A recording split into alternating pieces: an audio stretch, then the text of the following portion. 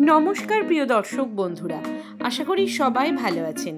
আমার পাঁচমিশালি রান্নাঘরে আপনাদের সকলকে স্বাগত।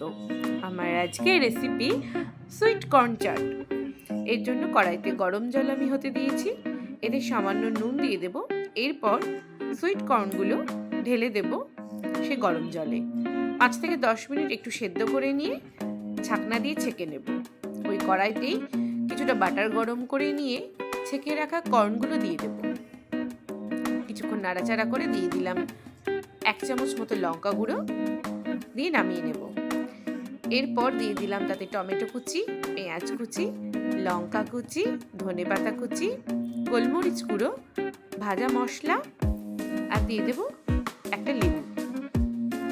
ভালো মতো মাখিয়ে নিয়ে গরম গরম সার্ভ করব। আপনারাও বাড়িতে এইভাবে একবার সুইট কর্ন চাট বানিয়ে খেয়ে দেখবেন। খেতে খুবই ভালো লাগে আর একদমই হেলদি খাবার। ভিডিওটি ভালো লাগলে লাইক কমেন্ট শেয়ার করতে একদম ভুলবেন না, আর অবশ্যই আমাদের চ্যানেলটিকে সাবস্ক্রাইব করে দেবেন। দেখা হচ্ছে পরের ভিডিওতে। ততদিন ভালো থাকবেন, সুস্থ থাকবেন।